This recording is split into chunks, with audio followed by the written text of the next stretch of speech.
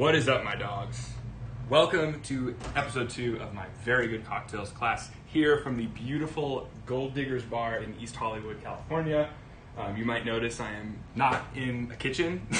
I'm in this incredibly beautiful bar. I'm back with Trent and Autumn. Say what's up, guys. Woo-hoo! And we're going to make some killer cocktails for you. Right before we do anything, I just want to say a huge thank you once again to Gold Diggers Bar, to Mackenzie, to Simon, to Brittany, to James, to Ed, to everyone involved here who were so forthcoming with the space. And obviously this wonderful liquor collection that we're going to have some fun with. I'm excited to announce that we're going to be doing this weekly or semi-weekly. So subscribe to the channel if you can, if you haven't already. Keep up with what's going on. This is kind of a new home for us and we're super excited. I know I'm not wearing a mask right now, but there's only 3 of us in the room right now and we are COVID safe. We are in our own little bubble and we've been getting tested regularly as well as the staff here. So get that out of the way. And then, of course, we're doing this for a good cause. Today is for the National Independent Venue Association. As a lot of you guys know, I'm a professional musician and I am out of work right now. And the National Independent Venue Association works their ass off for the Save Our Stages campaign or act that's going through Congress right now to help get stimulus funding to those independent venues that really make this country special, honestly. I really feel passionate about it. You're going to hear me talking a lot about it. But let's get right into it. I know last time we did a lot of prep. We made some syrups and lime juice and lemon juice. Hopefully you watched the video that's in the description to this video and you are prepared to go. I'm going to kick this off with one of my favorite pre-prohibition cocktails. This is a French drink because it involves French ingredients. Notice I have the 3 glasses right in front of me that are chilling. Chilled glasses is like one of the easiest little chefy things you can do at home when making cocktails on your own. It really steps up the game. And we're going to use these 3 sugar cubes that I've got right here, right? Hopefully you have sugar cubes. If you don't have sugar cubes, use I would say a half a teaspoon of your white sugar. And we're just going to put them in each glass, just like that. Getting right into the drinking this time. Let's talk more drink, which is what I'm all about. Take your Angostura bitters, and we're going to go 3 or 4 dashes, just enough to soak the cube, like so. Cool, love it. And then since this is called a champagne cocktail, we're going to pour champagne across the top of it. It really is that simple. For those of you at home who've never opened a bottle of champagne, please be careful. I see all sorts of crazy shows or Instagram videos of you guys popping bottles in a really unsafe way. I would really like to not have to go to the hospital to visit any of you guys for popping champagne into your eye. The cork here is under pressure. So when we're opening champagne, every single time I will do this until I die. Hand around the neck of the bottle, thumb on top of the cage here. This is called the cage, the little thing. And if you're opening plastic champagne or plastic Andre at home, that totally works too. But today we're stepping it up a notch. So notice I'm switching thumbs here as I kind of pull this off, and then the cage will come off, leaving the cork on like so. And I'm never letting this out. The odds of your champagne exploding are low, but you can never be too careful. And I'm going to slowly turn it at an angle here and then sort of twist and pop, just like that. Opa. Beautiful. Cool. If you want to be super chefy at home for your parties, you can take your thumb into what's called the punt of the bottle, which is this little cone, if you've ever wondered what it's called, and then do like the Psalms do. And we're going to beautifully pour that onto the Angostura cube. It'll get real angry and bubbly, but that's just how it goes. Dude, this is one of my all-time favorites. For any of you guys who've worked front of house at a restaurant, if you've ever worked with a host who's like a total newbie, and the restaurant is full of people waiting for tables, odds are you have delivered these to angry guests who are waiting for their tables. Because it's just that easy to make. So, have you guys had this one before? I have not. Have you had it, Anna? I have. Yeah? Yeah. And Very it's not, tasty. Yeah, exactly. It's not going to be sweet or anything like that either. The sugar cube kind of slowly disintegrates and isn't too overpowering. We're going to hang on to this for later. We're about to use it in our next cocktail. Then I want lime coins in this one. A coin, let me just show you here. Instead of a peel, and if you needed verbal instructions, as I forgot to swipe it over there. soak the sugar cube in Lemon Angostura. juice. But just hold the lime as still as you can and just go straight down, just like that. And you don't want to cut into the fruit. Notice I left the fruit perfectly untouched. I don't want any citrus juice in here. I just want the essential oil from the skin. So let me put down again. Beautiful coin. I got a little bit this time. That's all right. Not ideal, but it's okay. Remember, this is like a free cocktail you're giving to guests as they arrive. And express the oils across the top. Just enough for it to smell kind of citrusy. But yeah, I could slam one of these in 5 seconds. So I'm gonna pass Intending on it. these off to the homies. Thank you. And for those of you guys at home, while we make the next cocktail, I want you guys in the chat to write things that you want to toast to, that you want me to toast to. I think we can all make a toast together. And while we're making this next cocktail, cheers, guys. Cheers. Let's right off the bat, let's cheers to the Gold Diggers Hotel. Yeah, let me grab my glass here. Well, cheers to the Gold Diggers Hotel. Cheers, cheers. Cheers to the National Independent Venue Association and the Save Our Stages Act. And cheers to you at home for watching, because this is a ball and I'm loving this. Cheers.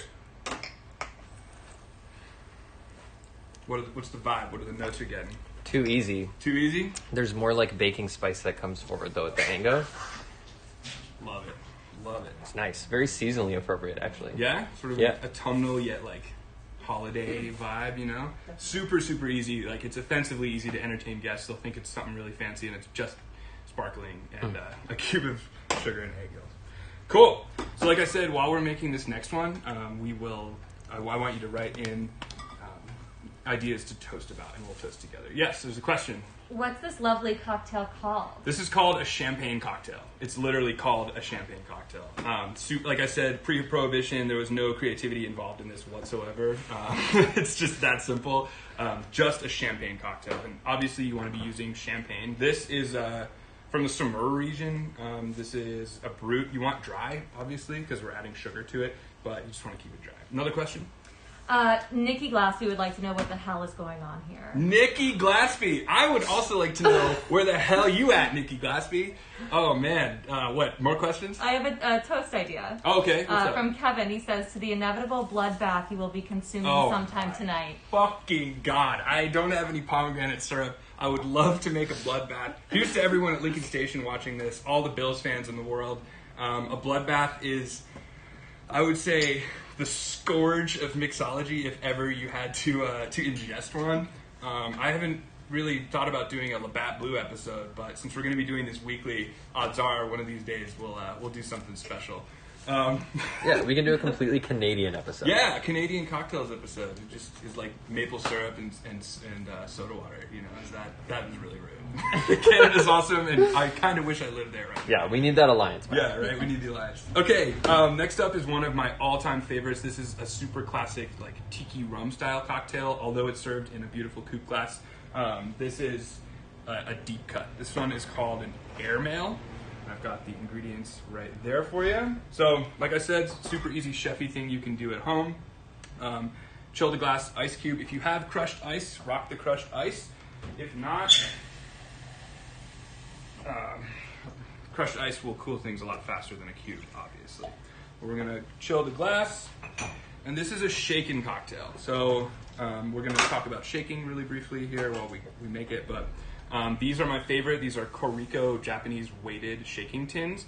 Weighted meaning when you put them together and you put your hand in the middle, you can pretty much balance it instead of one side being lopsided or whatever. But I love these. Links in the description of the prep video.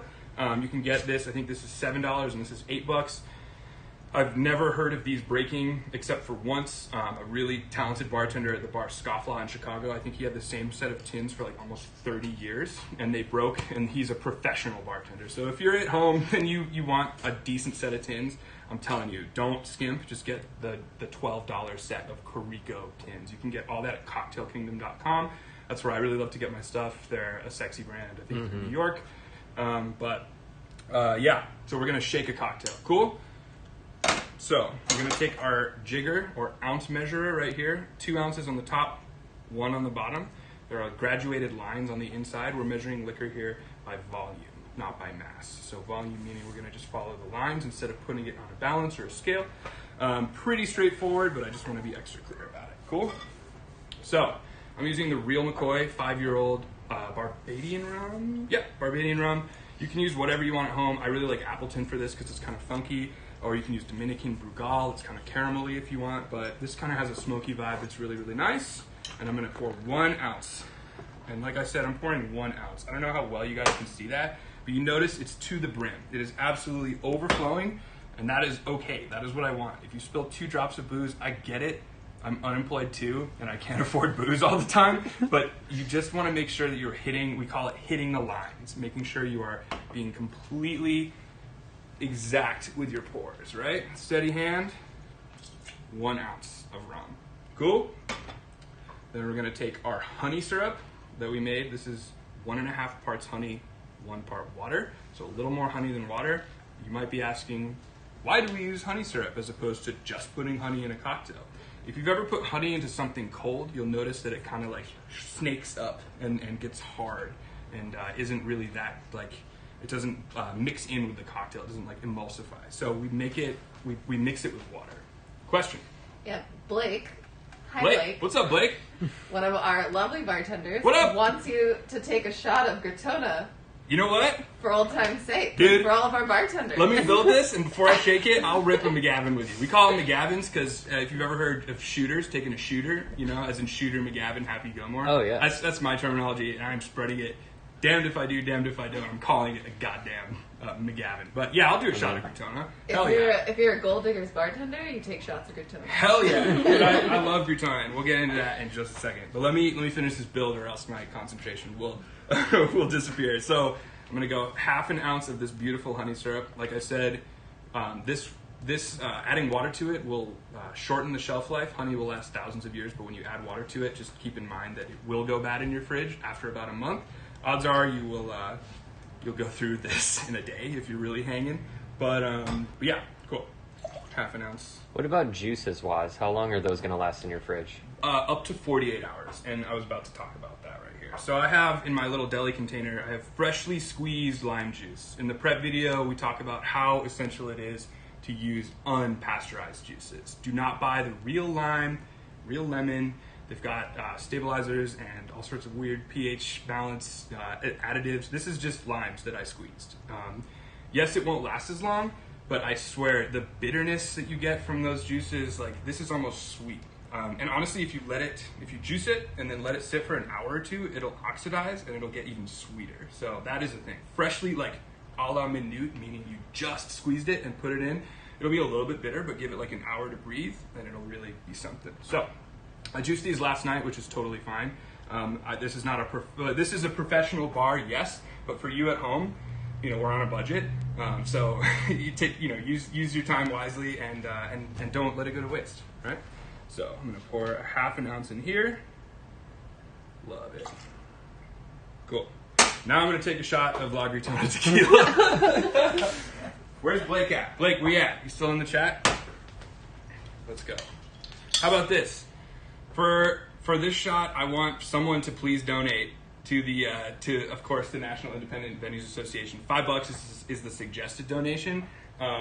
Obviously, I'll do shots for free forever, but I would love for this to be for a good cause instead of me just getting fucked up on a Friday. So, cheers, guys. Sorry, Mom. I love you. At least you're getting fucked up on a Friday, dude. Yeah, truly. Last time it was a Thursday, and I had friends be like, dude, I barely made it to work the next day, which I responded, dude, you're working from home. How, like, you know? Anyway, this is La Gratona tequila. This is, I was introduced to this tequila by one of the bartenders here named Mags. She is awesome. If ever you're in East Hollywood and you want to come check out this bar, ask for any of the amazing bartenders here. They all kick ass. But one fun thing about this is that this bottle is made of recycled Coca-Cola bottles, which is kick ass. And it's 100% agave. And I'm going to shoot this now. I got it. Cheers to you, Blake. Salud to Gold Diggers and Mackenzie and Josh and Bless and Monty and Jackson and all the homies who work here. Cheers. Wow, that was too easy. It's good. That'll take the shakes out, though. Yeah, totally. Or it'll, add them. Either one, right? It's kind of butterscotchy. And let's just leave this right here, just in case. Blake says, nice. Nice. Nice. My dog. Okay, cool. Back to the airmail. I hope you guys took a shot with me at home. I didn't even think about. I mean, we're Nikki sprinting. did. We're sprinting a marathon here. Nikki Nikki did did? with you. Yeah, Nikki. Yeah, you did, man. She's probably drinking Coralero tequila. That's the best. Nice. Okay, cool. So one thing you might have noticed is that I put a glass in front of me before I even made the cocktail. One thing I talk about in all my consultations and trainings is we have a beginning, middle, and end to every cocktail. I want to make sure that I'm ready once the cocktail has been made, because the cocktail does have a life. It will die. You want that beautiful thin layer of bubbles on the top as long as humanly possible. So if I'm struggling to find a glass, if I'm trying to get the shakers open, if I'm like not ready with a garnish immediately, the drink is losing those precious seconds of life, and there is, as we all know, nothing like a fresh cocktail, truly. Whether you're in a nightclub, whether you're at one of the fanciest cocktail bars in the world. Cool? So I built the cocktail in here. If you're just joining us, we're making an airmail. This is a super classic. I think this is like a pre-1900s cocktail, but rum, lime, honey, and a little bit of champagne once we're finished. Do not shake with champagne or your shakers will explode. So we're gonna leave the champagne for later. I'm gonna fill my large shaker to about here, 2/3 of the way full, with this beautiful cold draft ice. Ice is super important here when we're talking about shaking. I know I'm talking a lot, but we're just getting through the basics here of these first couple of cocktails, and then we'll get through the other ones, right? But if you have ice that's smaller than this, you're going to want to shake it for less time. If you have ice that's bigger than this, you're going to want to shake it for more time. This is the perfect size ice. I don't know if you can, maybe a lemon is like a good, for scale here. Sugar cube. Yeah, it's like 2 or 3, it's like 4 sugar cubes, if you will. And what we're doing when we're shaking, and I'm talking a lot while we're doing this, so I'll show you in a second. You want to put the ice in and immediately start shaking. But what we're doing when we're shaking is we're diluting, we're chilling, and we're aerating the cocktail. So aerating meaning we are using the ice as like a piston driving air into the cocktail to really lift it and not make it feel like you're drinking sugar. That's a key point, right? So I've been talking here. In this time that I've been talking, you'll see how much water has already come out. We don't want this extra water in the cocktail. So if you are talking while you're making the drink, or you're letting it sit at home right now while I'm talking, you put ice in, empty it out, and you'll see how much water is in there, okay? So I'm gonna do what we call a medium hard shake on this cocktail. I know this sounds like super, particular, but it is. And you want your cocktails to be as good as possible, as consistent as possible, and you want to impress your friends when you come over, right? So I'm gonna bang that in there, make sure it's in. Feet spread apart. I'm right-handed, so I put my left foot forward and really grip either side, make sure it's on. And when you're shaking, you want it to sound like chicka, chicka, chicka, chicka instead of like swirling. So listen to the shake.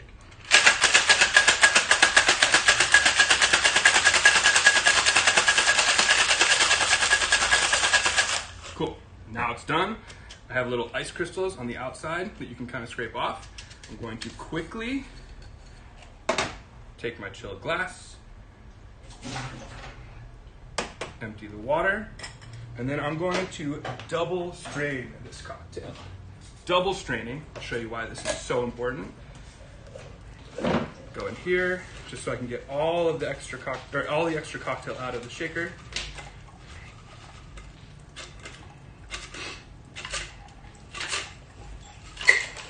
Cool. So, you'll notice when you double shake it at home, if you did the shake right, you will have all of this ice caught in your double strainer. If you didn't double shake it, you would have all of this in your cocktail, which you do not want. Take that out. Cool. And into the chilled glass we go. Notice, even after a couple seconds in the tin, we still have a nice, beautiful layer of ice bubbles across the top. Sorry, not of ice bubbles, of air bubbles across the top. Super, super important to keep that. If you don't have air bubbles, pour it out and try it again. Honestly, the shake takes a long time, and I do offer private classes, so if you're interested in learning how to shake, learning how to stir, I'm teaching a class on Monday, but shoot me an email or a message, whatever, on my website, and we'll get to it. Cool? I'm gonna top this with champagne, just a couple of ounces. Not even, maybe 1 ounce. Ooh, if you want to she's measure. pretty. Yeah, she's beautiful. You'll see right there. Perfect. And then I've read there are a lot of different garnishes for this. Some people do a lemon coin to take the foam down. I honestly really like a mint leaf in this one. So this is mint that grows on the side of our house out here in LA. And a lot of people slap the mint. Honestly, I like to take it and just kind of rub it on my fingers, kind of like bruise it just ever so slightly. You don't need to be slapping it. So just like so, across the top. And this is an airmail. I don't know if you can see. How's that? Can you guys see the... Yeah. Yeah. Oh, yeah. Yeah? Beautiful. Cool. A little I think lily Autumn requested this Oh, yeah. one. This, I did, I'll this take one it. belongs to Teague. Yeah, question. Yeah. So Chris Sanchez said that Connor and Chris want to know how it will taste with Giuliana Prosecco. Oh, Juliana? Juliana? As in Juliana Rancic? Nice. I would say it's going to taste more luxurious than you've ever tasted, dude. Welcome to LA. Welcome to LA. Hear that traffic outside? I would say with Juliana Champagne, you're going to experience luxury in a way you've never experienced it before. Honestly. It's a truly passionate experience from start to finish.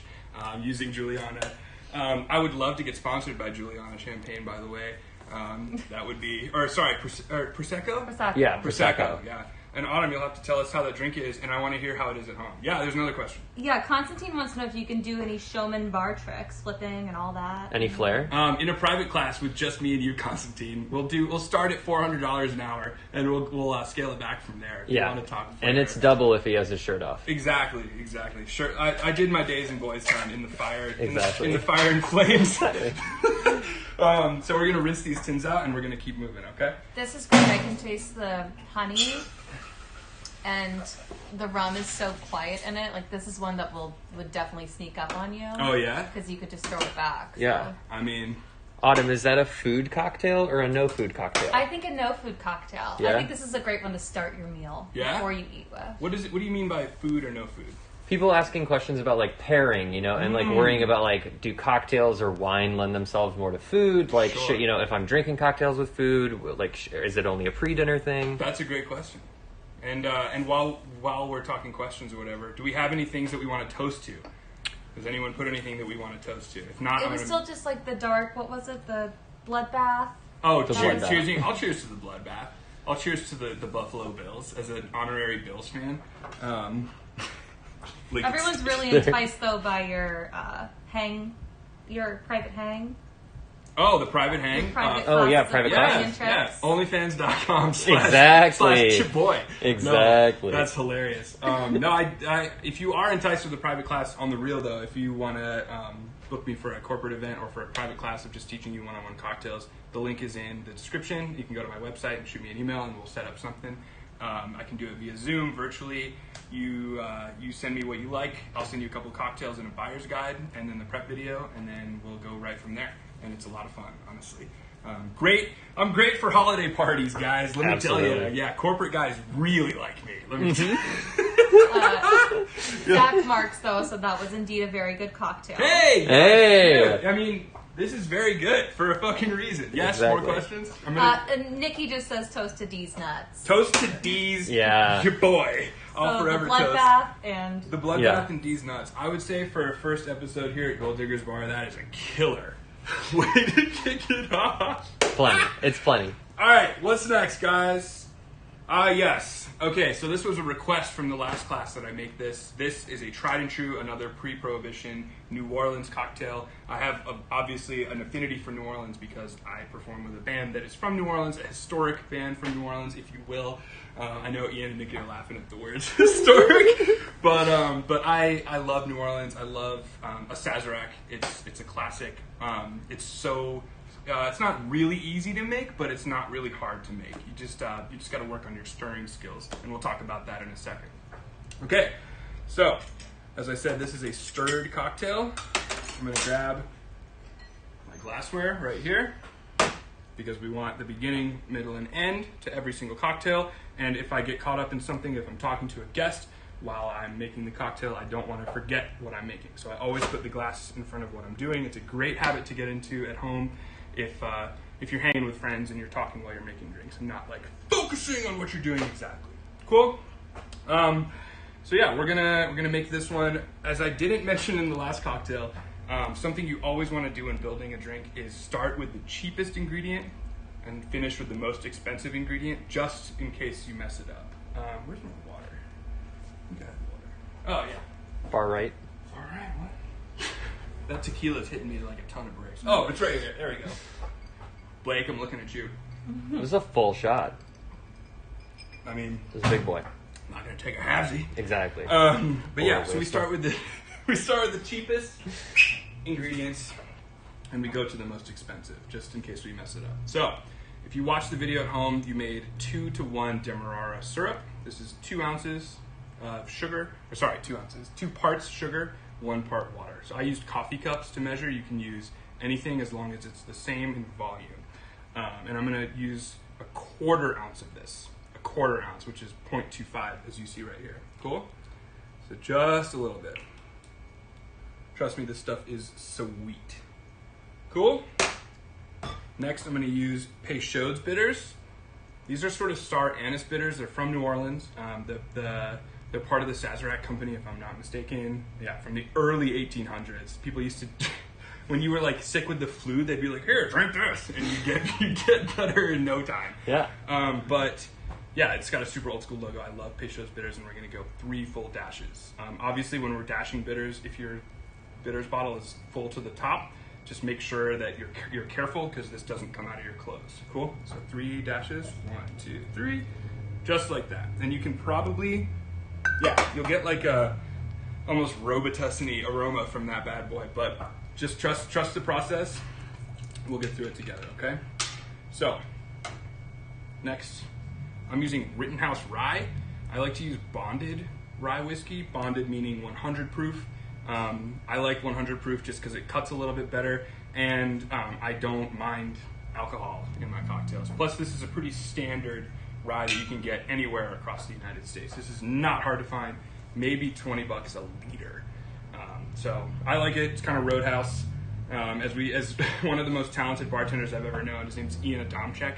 He taught me the cheers when you drink this to say, "So it shall be written, so it shall be housed," which is one of my absolute favorites. He's here with us. Ian's with us. Respect. Let's go, dude. I fucking love He you, just bud. talked about the Peychaud's bottle says good for what ails you regardless of malady.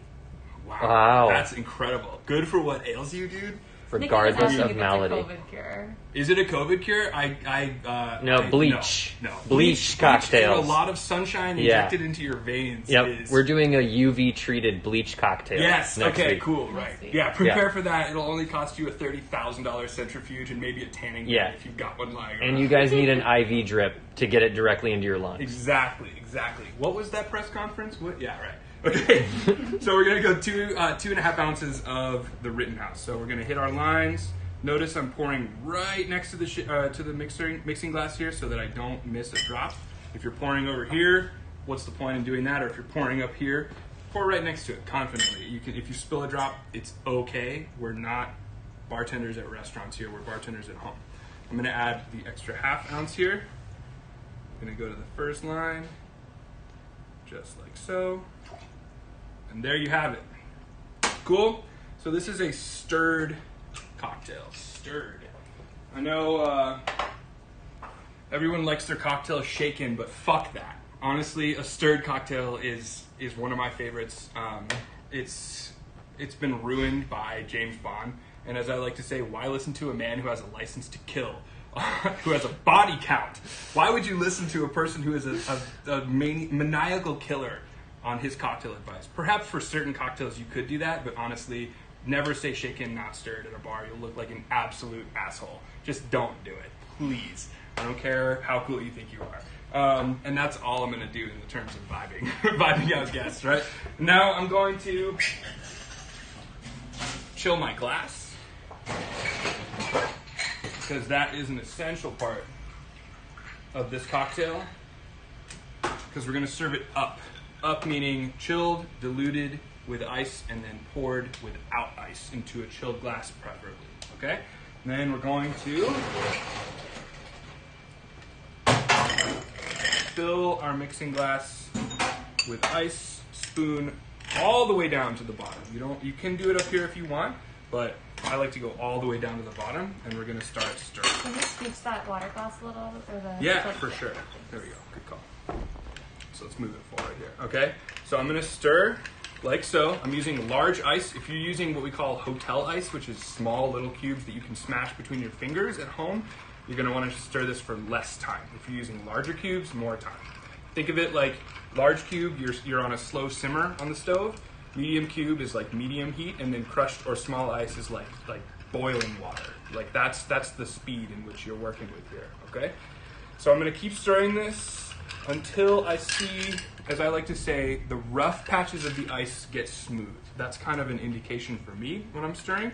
Also, you want it to sort of look like a consistency of, imagine you have a bunch of water that's been sitting still and you add like 2 drops of soap to it. That's kind of what goes through my mind. Like I want like a smooth, wavy, sort of emulsified situation, like so. Cool, the ice is getting there. I'm gonna keep going a little bit longer. Just make sure I've gotten it moving. And Waz, since we're doing a NOLA cocktail, is there a venue or a spot you want to plug, or some place that you really miss? Absolutely, there are several. I would say in terms of music venues, obviously the Tipitina's, one of the most famous venues in the United States. They have an incredible foundation that's working hard with the National Independent Venue Association and the Save Our Stages Act. Also, the Sazerac bar, where I love to go and get a Sazerac. It's like a $20 Sazerac, but God, is it amazing, right? Cool. I have this fancy little atomizer here with absinthe in it. I'm going to take it right here, and we're going to absinthe rinse the glass. Notice I took the ice out. It's chilled glass, and this is fine sitting here for just a couple more seconds, all right? And I'm going to take this. If you don't have one of these, take a dropper and just kind of put a couple drops in. This is going to give a very black licorice aroma, but not a flavor. So I'm going to do just like that. Not enough to really taste, but just enough for an aroma. This looks proper, like so. I'm going to use my julep strainer. If you don't have one of these, a regular strainer is totally fine. And that is exactly what you want to look for there. Not too heavy, not too thick, and not too thin.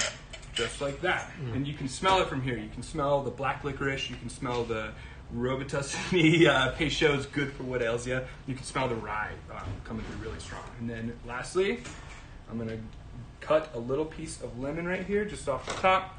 And I like to express and toss. The Sazerac bar in New Orleans leaves the coin inside, but I'm going to express the oils across the top and toss this little guy. I don't want this in the cocktail. So, like so.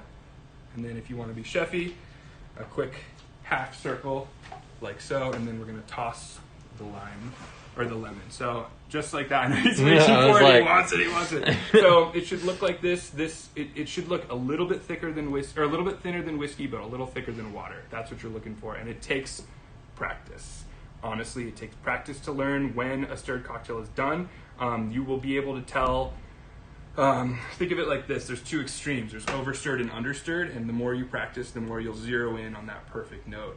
A great story that Ian told me about a cocktail we're going to make later is it's only 3 simple ingredients, equal parts, but when he was a bar back at Violet Hour, every night for shift drinks, he was instructed to make that cocktail, and it's a stirred cocktail, and every night, he said, for a long time with the bartenders at the bar where he was working, they said, nope, closer, and over time, you'll get it right. So notes that I'm getting off of this are like almost burned cherry, like smoky oak because the rye, and obviously the strong lemon that kind of cuts through.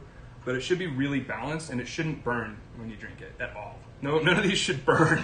If they're burning, it's because we're doing shots, not because we're enjoying cocktails. Cool? So I'm going to pass this one off. Respect. There we go. Question? Chris is wondering if you can compare your favorite Sazerac from NOLA to Chicago. Sure. One of my favorite, I think my favorite bar in Chicago is the Violet Hour. Every time I'm in town, I always make sure to take the time to say hello to the amazing humans that work there who also make incredible drinks.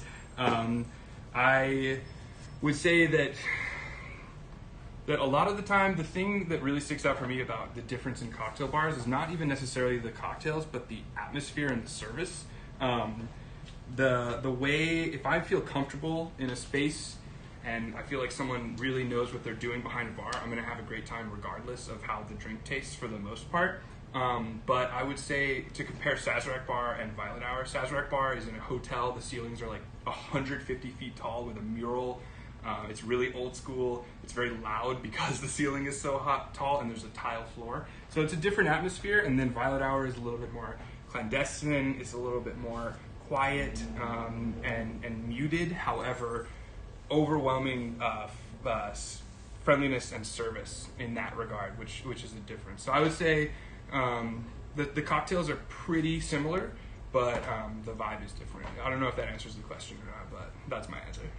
Another question? Nikki shouted out Snake and Jake's. Snake and Jake's, yo! Okay, if you're ever in New Orleans and it's like, you realize it's 3 a.m. and you happen to be uptown over like by Carrollton,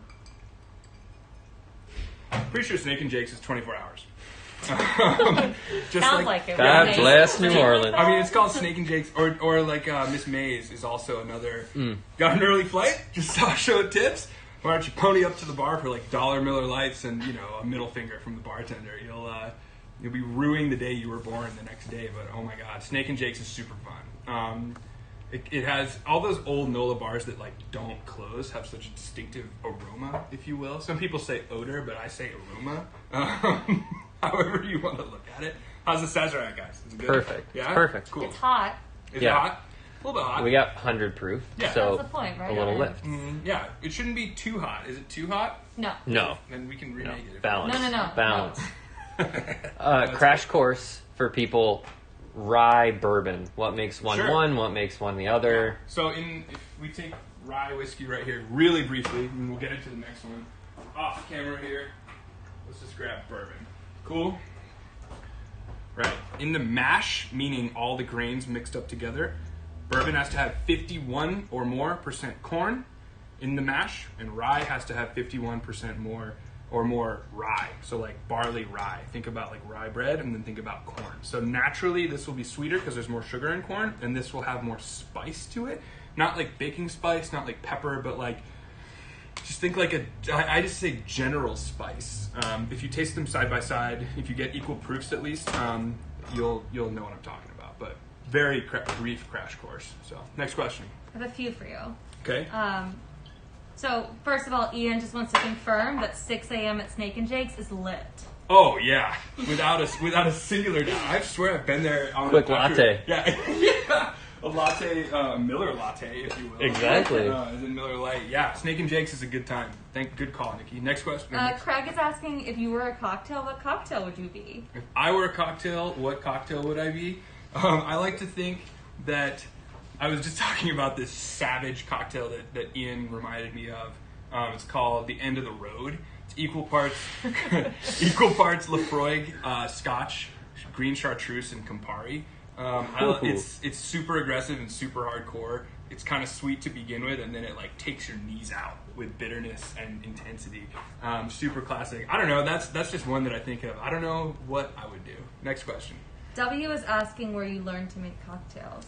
I have 11 years experience behind a bar. I have worked crazy high volume nightclubs. I have worked at the award-winning 3 Dots and a Dash in Chicago for 3.5 years with some of the most talented, not just bartenders, but people I have ever known. And I worked at Paris Club Bistro and Bar in Chicago under Paul McGee. I also worked at 3 Dots under Paul, and then it switched to Kevin Beery and Julian Cox. If you're watching in LA, you know Julian Cox. Julian is a legend.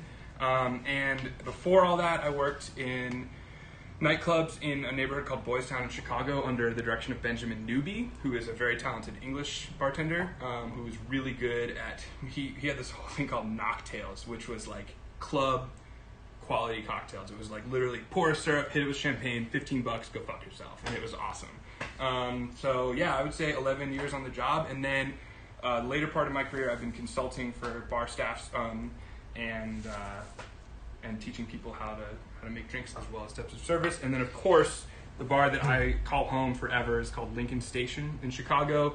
I'm still technically an employee there. I've worked there for 9 years. And I just, on the job training with people that are better than you. That's how you learn this job. So Yes, next question. Last one, Tom just is asking. He says he's in NOLA. It's Scarrick's birthday. It's 4 a.m. Where should I go for a celebratory shot? Yo, it's Scarrick's birthday. You should be here with me because I want to hang with you. It's 4 a.m. In NOLA. In New Orleans. Yeah. Where do you go? Dude, I would say anywhere on Frenchman. If you're with Scarrick, odds are he's probably keeping it pretty chill on the alcohol side of things and just wants to go play some badass music somewhere. I would say anywhere on Frenchman. Some of my favorite lit places to go on Frenchman are Blue Nile. You can get in there and see killer music 7 days a week until, actually not until, there's music 24 hours a day there. It's like, there's no rules in that town, man. Yeah, It's no. like, it's my favorite place. And I would say there, or check out the Chipotina's late show. Sometimes they have a show that starts at like 3 or 4, which is rarer now because, well, not even COVID times, but if you're there during Jazz Fest, there are shows that start at 5, 6 in the morning. So, cool. Awesome. We're going to get back to cocktails here. Next up, yes, one of the easiest, awesome, friendly to almost everyone. People who are scared of gin, this cocktail is for you. This is like the amazing entry level into gin. This cocktail is called a Bee's Knees. You've probably heard of it because it's that old and that classic, but it's just that good. It's super simple. I wanted to put this one on here early on in my tenure here just because it is really that easy to make. Rinse the glass out here. And I'm going to chill the glass just like we did last time with some cold water before we even get started. This one's coming your way, Mackenzie. Ready. Yeah? Ready. Yep. We have Mackenzie here, the hotel director. She's been wonderful helping facilitate this entire process. I love working with people who are awesome and creative and are willing to, give me a shot, which means a lot. So thank you. I appreciate it. Cheers to you, Mackenzie, and the Gold Happy to Diggers. have you here. Yeah, hell yeah. I'm going to start with the cheapest ingredients right over here. I'm going to go 3/4 of an ounce of the honey syrup, the 1.5 to 1 honey syrup. I'm going to reach for my beautiful deli of freshly squeezed, non-pasteurized lemon juice. This is a shaken cocktail. And I'm going to go close to my shaker, 3/4 of an ounce, just like so. Okay, put that over there. And then the gin I'm using for this is called a Moss gin. This is a gin from Los Angeles. Gin, as we know, is a grain-neutral spirit. So as I say, the original flavored vodka, this generally starts out as vodka, and then imagine adding like a palette of herbs to the distillation process. So if you just take mint and rub it on your hands, you get that smell. Imagine 2,000 pounds of mint. Same thing goes for like coriander, juniper berries, whatever they're going to add to gin. So I know people are scared of gin. It's okay. You might have had a bad experience when you're in high school, but hopefully it's been at least 3 years since you graduated high school because you're 21 watching this. So, yeah, that's all I have to say on that. But this gin is really special to me because it reminds me of a really killer time that I had in this hotel a couple months ago with the band, and because they put mushroom in it, which is really, really interesting. It provides almost a citrusy, like light flavor, even though this gin is 90 proof, which is awesome. Cool? So I got my glass chilling, and I'm going to use 2 ounces of this Amos gin right here, all the way to the top. I'm not skimping. Their office is also around the corner. Are they really? No way. They're right Good to down the know. street. Oh. Cool. Yeah. Well, Local LA. local neighborhood homies. And I think they bottle and produce a lot of stuff in the arts district too. Oh, okay, like their cool. main kind of like facilities. Love it. Hell yeah. Okay, cool. Shaking this one, right? So going up 2/3 of the way full on this guy with the large cubes. I'm going to continue the medium to hard shake that we did last time. And like I said, we're chilling, diluting, and aerating all at the same time. Cool? Listen for chicka chicka chicka, not right? Listen out here.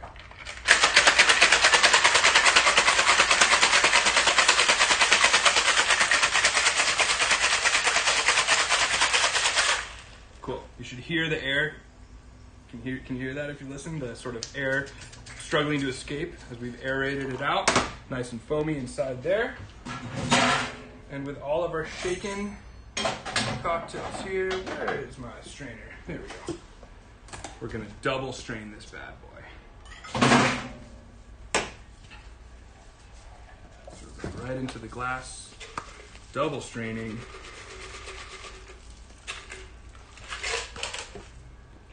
And if you've got a little small of a glass here, which we might, so, we'll let it. There we go. I shook the shit out of this bad boy. But there we go. You'll see the air bubbles start to make it to the top, and we'll have like a nice little foamy top to the cup. A nice foamy top to the top of this cocktail. I'm gonna pass this one off as much as I want to drink it. I'll probably just make one when we're done here. But there we go. Bee's knees. I'm not gonna garnish that one. Some people say lemon peel, but honestly, I would say no garnish is totally fine on that one. But that one should be a really nice balance. And if you shook it right, as we pointed out earlier, you have all of this ice. Slush. That probably tastes pretty great. But yeah, have fun, Chicago. Yeah, right? I see we have a question. Nikki was chiming in on the New Orleans conversation, I think. She said Blue Nile and TBA. TBA, for sure. DBA, right? DBA is right down the street from Blue Nile. That's a hang. I know Maison is always pure wild style any day of the week on Frenchman. She also said that she doesn't like gin, but she met a bartender of the year in Australia, and he made something called a honey gin. She said, dude made honey soda and ginger syrup in-house with gin and lemon. I had 8. Let's go, Nikki. Okay. Yeah, of course Nikki had 8. Let's go. That's so for those of you guys who don't know Nikki Glaspie, Nikki is one of my top dogs, honestly, and like world-class musician, drummer. But even more world-class about Nikki is that she does so much to help other people. She's very involved with the Harold Robinson Foundation here in Los Angeles. We're going to do one of these classes for them. I was going to hit you up before this. Angela, if you're watching too, we're going to talk about it. But she does so much to help kids get music who don't have opportunities to make music, and she works her ass off to do it. So, philanthropist, murderously good drummer. She played with Beyonce and shit, but more importantly, she played with Dumpster Funk for a good long time, and is just one of the baddest people I know. Well respected throughout the community. Thank you for watching, Nikki. I really appreciate it. For those of you guys who don't know, go follow. I think it's at Nikki Glaspie or just at Nikki Drums, but she's the best. I can't say enough good things about my homie Nikki. Word. And Easton says, yo. Easton! Nikki knows Easton. Easton, that's you. If you know, you know. We're going to keep it blazing here. All right, cool. Here we go. Hang on. We're going to make perhaps what I like to call maybe the most millennial cocktail of all time. I would say this one, this cocktail has like made its waves. And I don't mean it to be insulting when I say the most millennial cocktail ever. I just mean this cocktail like hit the pavement and hasn't stopped running ever since. This is a Negroni. Super classic. This one is derived from an Americano, which is which is soda water as like the base with a little bit of vermouth and Campari in it. Apparently the story goes that Count Negroni, way back in the day in Italy, said that he was tired of drinking drinks without alcohol in them, even though vermouth and Campari are both alcohol. And so the bartender, I think, snidely just replaced the soda water with gin, and we have the delicious Negroni, right? So this one is easy on paper, but like we always say, it's a technique when we stir cocktails, and finding that balance of overstirred and understirred is super important. Cool? So this one is easy to remember because it's equal parts. 3 ounces of just liquor. We're going to use the Amas dry gin, or whatever dry gin you're using at home. We'll have a class about gin one day, and we'll talk about the different kinds, but we're using the Amas dry gin into the mixing glass. There we go, all the way to the top. Do not skimp. We want consistency and accuracy. Yeah, you're not making them for other people, you're making them for yourself, which means they should be even more perfect, to be completely honest. I'm a stickler about this kind of shit, so. Self-love. Self-love, it's real. Yeah. Next up, I'm going to use Carpano Antica. This is a sweet vermouth or fortified wine. I'm just going to briefly say, I'm tired of going to you guys' houses and seeing your vermouth out on the counter. This belongs in the refrigerator. Period. Like, it belongs in the refrigerator, and it has a shelf life. I would say a couple months at most. This is still good. You can smell it. If you smell like it smells like too sweet or it smells funky, toss it. This you can get for like $30, and this is like 1.5 liters. Or this is 1 liter. This will last you months if you're smart with it, right? But keep it in the refrigerator. Dry vermouth too. All fortified wines go in the refrigerator, please. Like, I will check you on it when I see you at your house, and I don't want to backseat bartend ever, but it belongs in the fridge, okay? We're going to go 1 ounce all the way to the top, like so. That goes over here, and then last we're going to add Campari. If you've ever watched a, like a race in Europe, you'll see that there's Campari advertisements all over. We have some down. Yeah, we're good. You'll see Campari advertisements all over the place. This is an aperitif, meaning when you want to whet your appetite, you drink something bitter. This is a bitter orange peel liqueur, to very, very generally say it. But it adds a lot of bitterness, and if you drink it, it sort of starts off sweet, and then it's got that bitter punch to it. And it's amplified really in the Negroni with all the aromatics. So I'm going to go 1 ounce all the way to the top, like so, and I'm going to put that back. Also, Campari doesn't come out of your clothes, so be careful.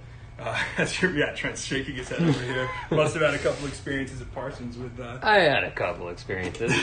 I've had to throw out a couple pairs of pants. Yeah, right, there you go. I'm going to ice down my glass here. I'm going to use cold draft. I like my Negronis on the rocks. And while I'm shaking this cocktail, I would love for you guys to write in the chat what cocktails you want next week. If there's any technique you want to learn about next week, I'll do my best to get to it, but we kind of have a schedule here. But I would love to know what it is you guys want me to make, because there's so much stuff out there. What time is it? How are we doing? About an hour? Yeah, 3 to 5, 4 to 5. Perfect. Yeah. So yeah, this is the last one we're going to be doing tonight, but or at least, yeah, that is correct. So there's the build. But yeah, I'd love to hear from you guys what you like, what you want for moving forward here, and of course, if you have any questions about, or if you want to like send me a video of your shake or whatever, I'll send you a Venmo request, and then I'll tell you. I'm kidding. I would love to help you guys get better at bartending, because who doesn't like going to their friends' houses and having fire cocktails? I mean, right? This is not, I mean, this is for, I mean, every professional bartender I've worked with would probably scoff at this class, but actually that's not true. They've been very supportive and really, really awesome, but they better not. Exactly. But I would love for, the people who don't know about alcohol to get excited about it. And I don't mean to like freak you out and like get excited about booze, but to get excited about all the different flavors that you might not be privy to before this class. Cool? So while I've been talking, I have ice in here. I'm going to drain it out because there's a lot of water in here that we don't need, like so. And I'm going to pour the ice in there. Cool. And this is a stirred cocktail. Cool? So all the way down to the bottom. And we're going to stir it until, like I said, the ice gets kind of smooth. All the little rough pieces. You know what? While that's sitting there, I'll show you what I'm talking about. So you'll notice, perfect example. This is a rough cube. You see how it's kind of like not, what's the word, opalescent? Well, it's like opaque. Opaque. It's disturbed. It's not clear. And then this, if I just take it and rub it just a little bit, you see how much clearer that is? You want your ice to start looking like this before you pour it, right? It's kind of like whack-a-mole. Look at them go! Yeah. Little buggy. Right? Also, guys, if you haven't made a donation, I would really appreciate it. The National Independent Venue Association deserves your money, like, even if it's $5 or $1, I don't care. It really helps all of us, including the Gold Diggers Bar here in LA, to help get people back to work. Even if the Save Our Stages Act doesn't pass, they still take all the money and give it in the form of grants to venues that really need the help. So please, if you haven't already, my Venmo information is right down there at the bottom. It would mean a lot to me and to the entire, I mean, I'm not here to speak for the entire music community of the United States, but like I kind of am right now. So if you're watching this, and we're going to pour the ice out of here because we don't want it. We're kind of getting there. right here. I would say we are probably done.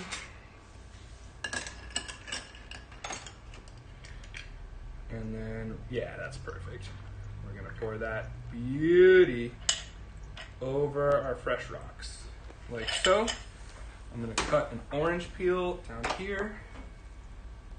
Long orange peel. There we go.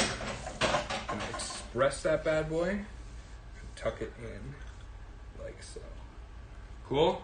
That is a Negroni. This is one of my all-time favorites. This is not generally what I'll order at a bar immediately, but I know if you have one and you've never had one, this might be your new favorite drink. And I'd love to hear what you guys think. A lot of people either love this one or hate this one. Campari rubs a lot of people the wrong way, but I think when balanced, it can really make a huge difference. Do you want to set pause? That could be yours. I'm good. I'm going to make... Don't mind if I do. Yeah, I think... Or yeah. I could make a non-alcoholic right now. Do it. Yeah? Why not? Let's time. What's up? Question. Eason says that he'll pull up so hard for a gym class. Let's go. Dude, I'm all about it. Dylan is asking, what's up? Can you double the ratios if you want to maybe drink a martini size? So, like, can you double the ratios to make something that's, like, larger? Yeah, there are certain cocktails you can... man, here's how I feel about double cocktails. And it's not like a contentious, vibe or anything like that. It's more along the lines of when you start adding more alcohol to a situation or more just volume to anything, the ratios can get thrown off. My whole answer to let me make it a double is just make two. Like, make one, enjoy it, make one, and enjoy it. Odds are, after the first one, you'll say, you know what, I don't even think I need another one. If you really like it, make another one, and if anything, that'll help your skills as a bartender practicing. But I always say, when someone would say, hey man, that's really good, can you make like a double? I'll generally say, I would rather, it costs the same. Like I would press the button twice on the computer, it's gonna cost the same. It's gonna be a better experience for you if you just make two. That's a good question in terms of like, if you are making drinks for two people, no more than 2 shaken cocktails in a shaker. Like, do not make 3. Like, if you need to make 2 bees knees, no problem. Do 4 ounces gin, 1.5 lemon, 1.5 honey, shake it, no problem. Just shake it a little longer and add a little more ice if you can. But don't make more than 2 because it'll just taste like alcohol and syrup as opposed to light, fresh, herbaceous, bubbly. I don't know if that helps answer the question or not. I know there's a delay, but next question. Steve Castles just said that he still has some of the sweet vermouth that you put in his fridge. Hell yeah, dude! Steve! Oh my god, good, what a then? wild day that was. Holy shit. Mom, if you're watching, like I said, I'm sorry. That day was, let's just say it started off with smoked ribs and ended up with, it was like the sun went down and we were like making crazy cocktails till like 11. Yeah, Steve was dude. on the corner. It was awesome. We had a great time. Dolan Rouge is a great vermouth as well. Mm-hmm. Yes, next question. So W says they'd like to see a Cleveland steamer. Dylan says frozen drinks, please, in all caps. We'll do a Ian- blender episode. Ian says I want to see you mind erase a Mai Tai. Oh my god, mind erasers. Steve oh my says god. Kate wants tiki drinks. Okay. we Zach can is do- asking for drinks with egg whites. Okay. Okay. And then they're wondering if you'll critique any shaking videos that are sent your way. Absolutely. I will totally critique shaking videos. I'm happy Yeah, to do but that. as a producer, for $20-$30. Yeah, totally. Like, I come on, gotta come pay on. my Talent's rent. not free. Let's go. This union We're rules. still in I America. gotta join SAG now. Shit. What's the next question? This is just a question that everyone in the chat's laughing about. From W. Alex, has anyone really been far even as decided to use even go want to do look more like? What? Read that again. Read that again. That was impressive, Autumn. You know what? I'm gonna make myself a daiquiri while Yeah, you read do that it. question Little again. snack. Well, I will say Ian said W, asking the real questions. And Zach said W, as in what? Dude, what? But the question is, Yeah, Alex, again, has playback. anyone, sorry, I gotta start over. Alex, has anyone really been far even as decided to use even go want to do look more like? Please put that on my tombstone. That's all I have to say to that, dude. Has anyone gone as far as to... Has anyone really been far even as decided to use even go want to do look more like? Yeah. Maybe a What yes is or this, no. a Trump press conference? Yeah, dude? dude. Is this OAN network hacking my shit. How'd Giuliani get in here? Oh my god, I love this. That's I the love Cleveland steamer person. Oh, okay, cool. That I think you can find on someone's OnlyFans. I'm gonna make this stack for you real quick.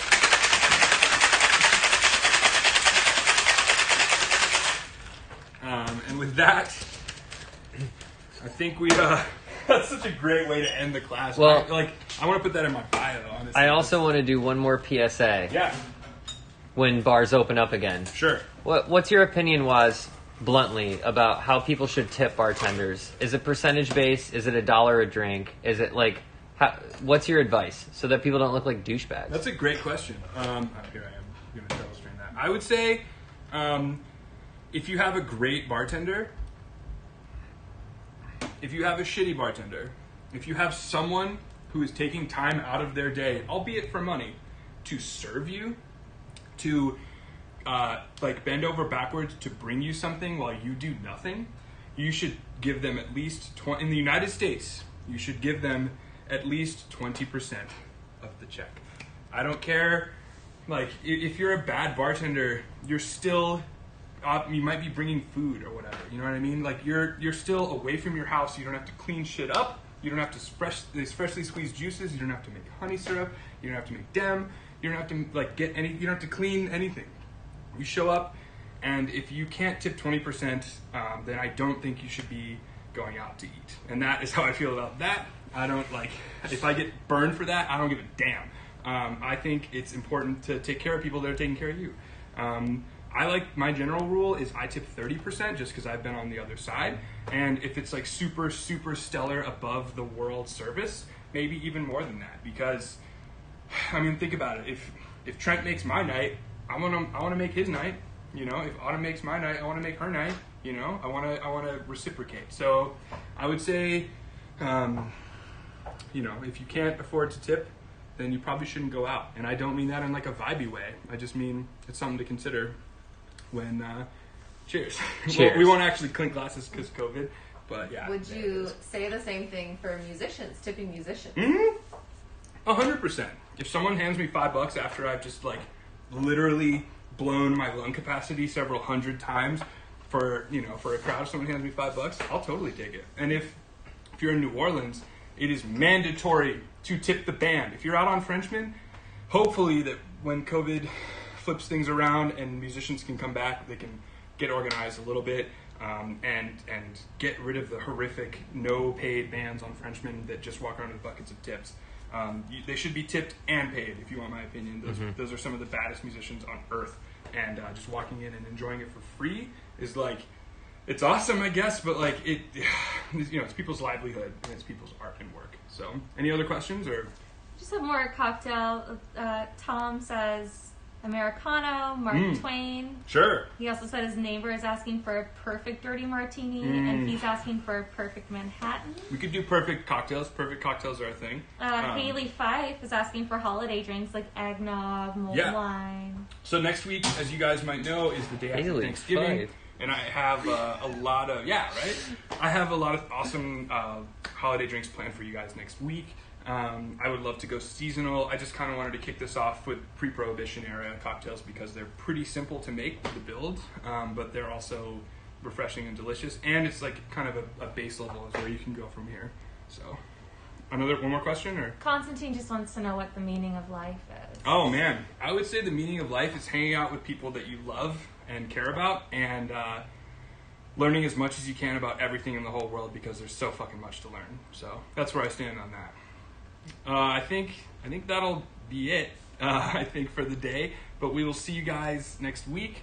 Thank you for all of you guys who donated. If you haven't donated, please, you can shoot it to my PayPal, and I'll make sure it gets forwarded to the National Independent Venue Association. They support Save Our Stages. They do so much good work for musicians and venues alike.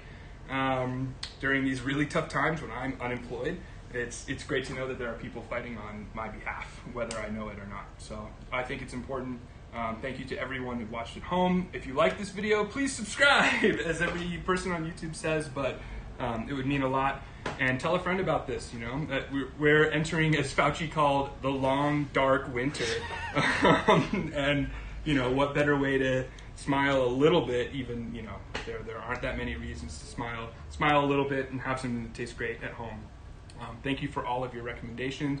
Follow Very Good Cocktails for more information, and if you have any questions or want like a recipe on the fly, feel free to message me, and we'll go from there. But thank you guys so much for everything. Thank you, Mackenzie at Gold Diggers. Thank you, Trent. Thank you, Autumn. Thank you to all of you guys who watched at home, and I'm going to enjoy the shit out of this daiquiri that I just made, and we'll see you guys very, very soon.